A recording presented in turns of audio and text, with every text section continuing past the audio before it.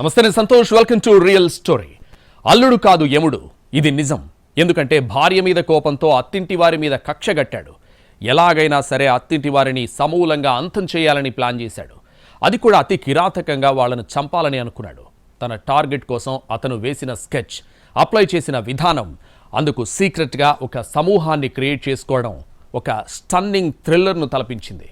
ఇంతకీ లండన్ అల్లుడు హైదరాబాద్లోని అత్తగారింటిపై ఎందుకు కక్షగట్టాడు? అతని అతివీర భయంకర పన్నాగం ఎలా అమలైంది? ఇదే ఇవాల్టి రియల్ స్టోరీ. మనస్పర్ధల కారణంగా భర్తను భార్య చంపడమో, భార్యను భర్త చంపడమో చూశాం, లేదా ఆత్మహత్యలు చేసుకోవడం చూశాం. కానీ భార్యపై కోపంతో భార్య కుటుంబం మొత్తాన్ని హతమార్చే స్కెచ్ వేశాడు భర్త. ఇదేదో సినిమా స్టోరీ అనుకుంటున్నారా? హారిబుల్ క్రైమ్ కథా చిత్రాన్ని తలపించే యథార్థ ఘటన. అసలేం జరిగింది? ఎంతమంది చనిపోయారు? ఎవరా భార్యాభర్తలు? ఆ ఫార్మసిస్ట్ అల్లుడి డెత్ ఫార్ములా ఏంటి? ద్వాపర యుగంలో దేవుళ్ళు, రాక్షసులు వేర్వేరుగా ఉండేవాళ్లు. దేవతలు భూమి మీద కాకుండా ఆకాశంలో ఉండేవాళ్లు. ఈ రాక్షసుల ఆకారమే భయానకంగా ఉండేది. కోరపళ్ళు, చింపిరి జుట్టు, నల్లని దేహం, మెడలో ఎముకల హారాలు, చేతిలో కత్తితో చూడ్టానికే వణుకు పుట్టించేలా ఉండేవాళ్లు. కాని కలియుగంలో దేవుళ్ళు, మనుషులు, రాక్షసులు అందరూ ఒకే రూపంలో ఉన్నారు. మనుషుల మధ్యే దేవుళ్ళు, వీళ్ల మధ్యే రాక్షసులు కూడా సంచరిస్తున్నారు. అందుకేనేమో నరుడు నరుడవుట ఎంత దుష్కరము సుమ్ము అన్నాడు మహాకవి దాశరథి. మాయమైపోతున్నాడమ్మా మనిషన్నవాడు అన్నాడు అందశ్రే. నేటి కలికాలంలో మనుషులు రాక్షసుల కంటే దారుణంగా ఉన్నారు. మనిషి ముసుగులోని రక్కసిని కనిపెట్టడం కష్టతరమవుతోంది. శత్రువులు ఎక్కడ ఉండరు. అక్క, చెల్లి, తమ్ముడు, భార్య, భర్త రూపంలో మన చుట్టే ఉంటారు అన్నట్టు మన అనుకున్న చోటే ముప్పు పొంచి ఉంటోంది. ఇటీవల జరుగుతున్న నేరాల్లో ఎక్కువ శాతం సొంత వాళ్లు చేసినవే. రకరకాల కారణాలతో భార్యను భర్త హతమార్చడం, భర్తను భార్య హత్య చేయటం చూస్తూనే ఉన్నాం. కానీ మియాపూర్లో జరిగిన ఓ ఘటన ఎప్పటికీ తలుచుకుంటేనే గుండె దడపుడుతుంది. భార్యపై కోపంతో ఏకంగా భార్య కుటుంబం మొత్తాన్ని హతమార్చాలని చూశాడు. లండన్లో ఉంటూనే సుపారీ ఇచ్చి హత్యలకు ప్లాన్ చేశాడు. బెడిసి కొట్టడంతో తానే రంగంలోకి దిగాడు. లండన్ నుంచి వచ్చి మరీ పక్కాగా ప్లాన్ చేశాడు. కుటుంబం మొత్తానికి విషప్రయోగం చేశాడు ఓ దుర్మార్గుడు. మియాపూర్ గోకుల్ ఫ్లాట్స్లో ఉండే హనుమంతరావు, ఉమామహేశ్వరిల కుమార్తె శిరీషకు 2018లో సాఫ్ట్వేర్ ఇంజనీర్ అజిత్ కుమార్తో పెళ్లి జరిగింది. శిరీష కూడా డాక్టర్ కోర్స్ చేయడంతో ఇద్దరూ లండన్లో సెటిల్ అయ్యారు. ఇద్దరికీ ఓ కుమార్తె కూడా ఉంది. అయితే కొంతకాలానికే అజిత్, శిరీషల మధ్య విభేదాలొచ్చాయి. తరచూ గొడవ పడేవారు. ఇవి కాస్త ముదిరి కొట్టుకునే వరకు వెళ్ళింది వ్యవహారం. దీంతో లండన్లో పోలీసులకు ఫిర్యాదు చేసింది శిరీష. ఇద్దరి మధ్య దూరం పెరిగింది. వేర్వేరుగా ఉన్నారు. పోలీసులకు ఫిర్యాదు చేయడంతో భార్యపై ఆగ్రహం రెట్టింపైంది. అక్కడి కోర్టులో విడాకుల కోసం పిటిషన్ సైతం దాఖలు చేసుకున్నారు. ఈ పరిణామంతో అజిత్ కుమార్ కక్ష పెంచుకున్నాడు. మానవ మృగంలా మారాడు. భార్యను చంపాలనుకున్నాడు. అదే దిశగా ఆలోచించాడు. అజిత్ ఆలోచనలు వికృత రూపం దాల్చాయి. భార్యను మాత్రమే కాదు, భార్య కుటుంబం మొత్తాన్ని చంపాలని నిర్ణయించుకున్నాడు. ఏమాత్రం అనుమానం రాకుండా వాళ్లందరినీ అంతం చెయ్యాలని భావించాడు. దీనికోసం 2023 ఫిబ్రవరిలో హైదరాబాద్కు వచ్చిన అజిత్ కొన్ని ప్రయత్నాలు చేసి వెళ్లాడు. అదే ఏడాది మేలో తన దగ్గర పనిచేసే వినోద్ కుమార్కు ఈ పనిని పర్యవేక్షించే బాధ్యతలు అప్పగించి ఇక్కడకు పంపాడు. అతడి ద్వారా నగరానికి చెందిన భవానీ శంకర్, అశోక్, గోపీనాథ్లతో పాటు తన స్నేహితులను రంగంలోకి దింపాడు. అత్తింటి వారి కదలికలపై ఎప్పటికప్పుడు నిఘా వేయించాడు. తన భార్య కుటుంబ సభ్యులందరినీ ఎలాగైనా చంపాలని స్కెచ్ వేసిన అజిత్ ఇందుకు ఎన్నో రకాల ప్లాన్లు ఆలోచించాడు. లండన్లో తన దగ్గరే పనిచేసే వినోద్ కుమార్తో ఎన్నో ఐడియాలు వేశాడు. అజిత్కు సర్ది చెప్పాల్సింది పోయి వినోద్ కూడా అజిత్ భార్యను, కుటుంబాన్ని ఎలా చంపాలో సలహాలిచ్చాడు. రోజుల తరబడి ప్లానింగ్ కోసమే సమయాన్ని వెచ్చించారు. చేతికి మట్టంటకుండా, మూడో కంటికి తెలియకుండా, పోలీసులకు ఆధారాలు దొరకకుండా ప్రాణాలు తీసెయ్యాలని రకరకాల ఆలోచనలు చేశారు. యూట్యూబ్లు వెతికారు, గూగుల్ చేశారు, రకరకాల కేసులను స్టడీ చేశారు. చివరికి ఓ కిరాతక ఐడియా వేశారు. అజిత్ ఉండేది లండన్లో, కానీ ఆలోచనలన్నీ ఇండియాలోని తన భార్య కుటుంబం చుట్టే తిరిగాయి. మందులతో ప్రయోగం చేశాడు. స్లో పాయిజన్లో చనిపోతే తనపై ఎవరూ అనుమానపడరని భావించాడు. లండన్లో వినోద్ అనే వ్యక్తి అజిత్ దుర్మార్గానికి వంతపడితే ఇండియాలోనూ కొంతమంది రాక్షస సైన్యంలా జట్టుకట్టారు. తన దగ్గర పనిచేసే వ్యక్తి నుంచి హైదరాబాద్లోని తన అత్తింటి వారుండే అపార్ట్మెంట్ వాచ్మెన్ కొడుకును తన కుట్రలో భాగం చేశాడు. తాను వృత్తిగతంగా ఫార్మసిస్ట్ కావడంతో తన తెలివినంతా ఉపయోగించాడు. అతను కుట్రను అమలు చేసిన విధానం, దుష్ట ఆలోచనలతో ఉన్న గుంపును ఇందుకు ఉపయోగించడం హాలీవుడ్ సస్పెన్స్ థ్రిల్లర్కు ఏమాత్రం తీసిపోదు. తనపై భార్య కేసు పెట్టినందుకు ప్రతీకారంగా రాక్షసుడిగా మారిన భర్త ఉదంతాన్ని తలుచుకుంటే ఎప్పటికీ మియాపూర్ జనాలకు వణుకు పుడుతుంది. భార్య ఉండేది లండన్లో, భార్య పుట్టిల్లు ఉండేది హైదరాబాద్ మియాపూర్లో. ఒకేసారి ఇటు భార్యను అటు భార్య కుటుంబం మొత్తాన్ని హతమార్చేందుకు భర్త ఎలాంటి ప్లాన్ వేశాడు? ఎవరికి సుపారీ ఇచ్చాడు? భార్య కుటుంబాన్ని అప్రమత్తం చేయాల్సిన సమీప బంధువే హత్యలకు సహకరించాడా? అసలేం జరిగింది? భర్త అజిత్ వేసిన ప్లాన్ ఏంటి? అజిత్కు వినోద్ తోడయ్యాడు. ఇద్దరూ కలిసి శిరీష కుటుంబాన్ని హతమార్చేందుకు స్కెచ్ వేశారు. హైదరాబాద్లో ఉండే తన స్నేహితులు భవానీ శంకర్, అశోక్, గోపీనాథ్లను కాంటాక్ట్ అయ్యాడు వినోద్. విషయాన్ని వీళ్లకు కూడా చెప్పారు వినోద్, అజిత్.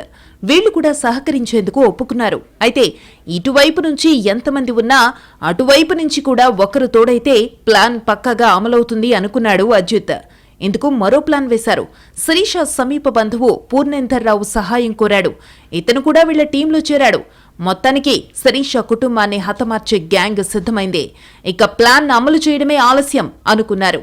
హత్యంటే రక్తపాతం, నరమేధం లేకుండా ఎవ్వరికీ తెలియకుండా పని జరిగిపోవాలనుకున్నారు. ఇందుకు ఇంటర్నెట్లో వెతికారు వినోద్, అజిత్. తన గ్యాంగ్తో శిరీష కుటుంబ సభ్యులందరిపై రెక్కి చేయించాడు అజిత్. వీళ్లు తరచూ హాస్పిటల్స్కు వెళ్తూ ఉండడంతో ఈ కోణంలో మర్డర్ని ప్లాన్ చేశారు. శిరీష తల్లి, తండ్రికి విషపు ఇంజెక్షన్లిచ్చి చంపాలని ప్లాన్ చేశారు. ఈ క్రమంలో వీళ్లుండే అపార్ట్మెంట్ వాచ్మెన్ను కూడా అప్రోచ్ అయ్యారు. వాచ్మెన్ కూడా గ్యాంగ్లో చేరిపోయాడు. ఫ్లాట్లో ఉండే శిరీష కుటుంబ సభ్యులకు విషపూరిత ఇంజెక్షన్ ఇచ్చేందుకు ప్రయత్నించింది అజిత్ ఏర్పాటు చేసిన గ్యాంగ్. కానీ అది విఫలమైంది. ఎవరికీ ఎలాంటి అనుమానమూ రాకపోవడంతో అజిత్ అండ్ గ్యాంగ్ ఊపిరి పీల్చుకున్నారు. కొన్ని రోజులు గ్యాప్ ఇచ్చి మరో ప్లాన్ కోసం ఆలోచించారు. ఇదే టైంలో శిరీష ఇండియా వెళ్తున్నట్టు తెలిసింది అజిత్కి. తన తమ్ముడి వివాహం నిశ్చయం అవడంతో తమ్ముడి పెళ్లి కోసం లండన్ నుంచి హైదరాబాద్కి బయలుదేరింది శిరీష. దీంతో శిరీష తమ్ముడి పెళ్లినే చావులకు ముహూర్తంగా ఫిక్స్ చేసుకున్నాడు అజిత్. శిరీష ఉండేది మియాపూర్లోని గోకుల్ ఫ్లాట్స్. ఈ అపార్ట్మెంట్ వాచ్మెన్ కుమారుడు రమేష్కు డబ్బులిచ్చి సెట్ చేసుకున్నాడు అజిత్. ప్రతి విషయం ఎప్పటికప్పుడు అజిత్కు అప్డేట్ చేస్తూ వచ్చాడు రమేష్. పక్కగా ప్లాన్ చేశాడు అజిత్. ఈసారి కూడా విషప్రయోగమే, కానీ ఇంజెక్షన్ల రూపంలో కాదు, తన ఫార్మా పరిజ్ఞానం మొత్తం ఉపయోగించాడు. ఈసారి ఫార్ములా కొత్తగా తయారు చేశాడు. ఇంజెక్షన్ల ద్వారా కాకుండా ఫుడ్ రూపంలో ఫ్యామిలీ మొత్తాన్ని చంపేయాలనుకున్నాడు. పెళ్లి హడావిడిలో ఉన్న శిరీష కుటుంబ సభ్యుల ఒక్కొక్కరి ఆరోగ్య పరిస్థితి క్షీణించి వస్తుంది. పెళ్లి మండపంలో ఉండాల్సిన వాళ్లు హాస్పిటల్ బెడ్ ఎక్కారు. శిరీష తల్లి చనిపోయింది. దీంతో ఒక్కసారిగా కుటుంబంలో షాక్. అసలేం జరిగింది? అజిత్ వేసిన మర్డర్ స్కెచ్లో భాగమేనా ఇదంతా?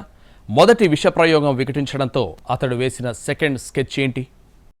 మొదటిసారి విషప్రయోగం వికటించడంతో మరింత అలర్ట్ అయ్యాడు అజిత్. రెండోసారి విషప్రయోగమే చెయ్యాలనుకున్నాడు. కానీ ఇంజెక్షన్ రూపంలో కాదు, ఫుడ్ రూపంలో. శిరీష ఇంట్లో వండే ఫుడ్ అయినా, బయట నుంచి పార్సిల్ అయినా విషం కలిసి ఉండేలా ప్లాన్ చేశాడు అజిత్. తన గ్యాంగ్ మెంబర్స్కు శిరీష బంధువు పూర్ణేందర్ సాయంతో శిరీష ఇంట్లో యాక్సెస్ పొందాడు. వృత్తిరీత్యా ఫార్మసిస్ట్ అయిన అజిత్ తనకున్న ప్రొఫెషనల్ నాలెడ్జ్ని వినియోగించి స్లో పాయిజనింగ్ చెయ్యాలని భావించాడు. ఇతడి సోదరి నగరంలోని ఓ పాఠశాలలో ఉపాధ్యాయురాలిగా పనిచేసేది. ఈమెను కూడా కుట్రలో భాగస్వామ్యం చేశాడు. ఆమె పనిచేసే స్కూలు అవసరాల కోసం ఖరీదు చేసిన పాదరసాన్ని ఆమె ద్వారానే భవానీ శంకర్ తదితరులకు అందేలా చేశాడు. అజిత్ సలహా మేరకు ఈ ముగ్గురు డెలివరీ బాయ్స్ అవతారమెత్తారు. పాదరసం కలిపిన పసుపు, కారం, మసాలా పొడుల్ని శిరీష ఇంట్లోని వారికి అందజేశారు. శిరీష ఇంట్లో ఉన్న మసాలా పొడులు, పసుపు, కారం వంటి వస్తువుల్లో ఆర్సెనిక్ అనే విషపు పౌడర్ను మిక్స్ చేశారు. ఆర్సెనిక్ ఎలాంటి వాసన, రుచి ఉండకపోవడంతో ఏ వస్తువులో కలిపినా తేడాను గుర్తించడం కష్టం. ఈ ఆర్సెనిక్ విషం కలిసిన వస్తువును తినడం వల్ల చావు వెంటనే రాదు. రోజు రోజుకు ఆరోగ్యం క్షీణిస్తుంది. బాడీలో ఒక్కో పార్ట్ పనిచేయకుండా పోతుంది. కొన్ని రోజులకు మనిషి పూర్తిగా జీవోత్సవంలా మారుతాడు. చివరికి ప్రాణం విడుస్తాడు. ఎవ్వరికీ అనుమానం రాదు. ఇదే అజిత్ టార్గెట్. 2023 జూన్ 3న శిరీష సోదరుడి వివాహం జరిగింది. దీంతో అతడితో పాటు అతడి భార్య సైతం ఈ మసాలా దినుసులతో చేసిన ఆహార పదార్థాలు తిన్నారు. పూర్తిగా ఆర్సెనిక్ కలిసిన వస్తువులను వంటల్లో వాడుతూ వచ్చారు శిరీష కుటుంబ సభ్యులు. చివరకు బయట నుంచి ఫుడ్ ఆర్డర్ పెట్టుకున్నా అవి ఎలాగో ముందుగా వాచ్మెన్ వద్దకు చేరతాయి. వాచ్మెన్ కొడుకు రమేష్ వాటిపై కూడా ఆర్సెనిక్ విషాన్ని జల్లేవాడు. ఆ తర్వాతే పార్సిల్ వచ్చిందని తీసుకెళ్లి ఇచ్చేవాడు. ఇలా శిరీష ఫ్యామిలీ తినే ప్రతి వస్తువు విషపూరితంగా మారింది. ఒక్కొక్కరుగా శిరీష కుటుంబ సభ్యుల ఆరోగ్యం క్షీణిస్తూ వచ్చింది. శిరీష తల్లి, తండ్రి, తమ్ముడు, మరదలు, మరో బంధువు ఇలా అస్వస్థతకు గురయ్యారు. అందరూ ఒకేసారి ఆస్పత్రిలో చేరారు. శిరీష తల్లి ఉమామహేశ్వరి ఆరోగ్యం పూర్తిగా క్షీణించింది. చికిత్స పొందుతూ ఆమె చనిపోయింది. పెళ్లి వేడుక జరగాల్సిన ఇంట్లో ఒక్కసారిగా విషాదం. పెళ్లి పనుల్లో బిజీగా ఉండాల్సిన కుటుంబ సభ్యులంతా హాస్పిటల్లో పడిగాపులు కాయాల్సి వచ్చింది. అసలేం జరుగుతోందో అర్థం కాలేదు. ఆస్పత్రిలో చేరిన వారి పరిస్థితుల్లో ఎలాంటి మార్పు లేదు. కాళ్లు, చేతులు పనిచేయటం మానేశాయి. శిరీష, ఆమె తండ్రి, తమ్ముడు, మరదలు, బంధువైన మరో మహిళ కాళ్లు, చేతులు స్పర్శను కోల్పోయారు. అందరికీ ఒకే రకమైన లక్షణాలుండడంతో వైద్యులకు అనుమానమొచ్చింది. అందరి శరీరంలో ఒకే రకమైన మార్పులు గమనించారు. హైదరాబాద్లో ఎన్ని ఆస్పత్రులు తిరిగినా ఈ లక్షణాలపై ఒక నిర్ధారణకు రాలేకపోయారు. ఎన్ని టెస్టులు చేసినా కనిపెట్టలేకపోయారు. కానీ గుంటూరులో ఓ డాక్టర్ మాత్రం వీరి శరీరంలో ఏం జరుగుతోందో, ఏం ప్రయోగించారో క్లియర్ కట్గా చెప్పాడు. పెళ్లైన కొత్త కావడంతో 2023 ఆగస్టు మొదటి వారంలో పెళ్లికూతురి స్వస్థలమైన గుంటూరుకు వెళ్లారు శిరీష తమ్ముడు, భార్య. అక్కడున్న ఓ సీనియర్ వైద్యుణ్ణి ఈ దంపతులు సంప్రదించారు. వీరి లక్షణాలు గమనించిన ఆయనకి తొలుత అనుమానం కలిగిందే. దాదాపు 40 ఏళ్ల క్రితం ఇలాంటి రోగులకు ఆయన చికిత్స చేశారు. అప్పట్లో వారిపై పాదరసం ద్వారా స్లో పాయిజనింగ్ జరిగినట్టు సదరు వైద్యుడే నిర్ధారించారు. భార్యాభర్తలకు ఆర్సెనిక్ పాయిజన్ టెస్ట్ చేయించారు. ఈ నివేదికలో విషప్రయోగం జరిగినట్టు తేలడంతో చికిత్స అందించారు. ఆ సందర్భంలో పెళ్లికొడుకు తన కుటుంబీకులందరూ అస్వస్థతకు గురవడం, తల్లి చనిపోవడం తదితర విషయాలను ఆ వైద్యుడికి చెప్పారు. డాక్టర్ సలహా మేరకు కుటుంబీకులందరికీ ఆర్సెనిక్ పాయిజన్ టెస్టులు చేయించి విషప్రయోగం జరిగినట్టు నిర్ధారించుకున్నారు. దీంతో అందరూ ఒక్కసారిగా షాక్ అయ్యారు. పోలీసులకు సమాచారమిచ్చారు వైద్యులు. ఆస్పత్రికి చేరుకున్న పోలీసులు శిరీష ద్వారా వివరాలు సేకరించారు. జరుగుతున్న పరిణామాలన్నీ గమనించిన శిరీష తన భర్తపై అనుమానం వ్యక్తం చేసింది. మియాపూర్ పోలీస్ స్టేషన్లో ఫిర్యాదు చేసింది. దీంతో పాటు ప్రాథమిక సాక్ష్యాధారాలు అందించింది. కేసు నమోదు చేసుకుని దర్యాప్తు చేసిన పోలీసులు అపార్ట్మెంట్ సీసీటీవీ ఫుటేజ్ని పరిశీలించారు. సీసీ కెమెరాల్లో రికార్డైన ప్రతి చిన్న దృశ్యాన్ని క్షుణ్ణంగా అధ్యయనం చేశారు. వాచ్మెన్ కుమారుడు రమేష్ అనుమానాస్పదంగా కనిపించడంతో అతన్ని అదుపులోకి తీసుకుని విచారించారు. అసలు విషయాలు ఒక్కటొక్కటిగా వెలుగులోకొచ్చాయి. వాచ్మెన్ కుమారుడు ఒక్కో కథ చెబుతూ వచ్చాడు. పూర్ణచంద్రరావు పేరు పోలీసులకు చెప్పాడు రమేష్. తాను చెప్పిన విధంగా చేశానని చెప్పాడు రమేష్. శిరీష ఉండే అపార్ట్మెంట్ పై ఫ్లాట్లోనే పూర్ణచందర్ ఉంటున్నాడు. పూర్ణచందర్ని కూడా అదుపులోకి తీసుకున్నారు పోలీసులు. అసలు కుట్ర బయటపడింది. అజిత్ చేసిన ప్లాన్ వివరాలన్నీ బయటపడ్డాయి. వాచ్మెన్ కొడుకు ద్వారా గుట్టు తెలుసుకున్న పోలీసులు పూర్ణేందర్, భవానీశంకర్, అశోక్, గోపీనాథ్లను పట్టుకున్నారు. లండన్లో ఉన్న ప్రధాన నిందితుడు అజిత్ కుమార్పై కూడా కేసు నమోదు చేశారు.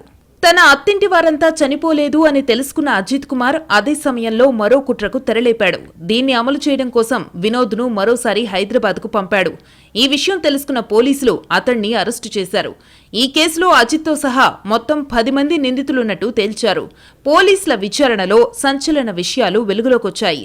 శిరీష, అజిత్లకి ఇద్దరికీ ఇది రెండో వివాహమేనని బంధువుల ద్వారా గుర్తించారు పోలీసులు.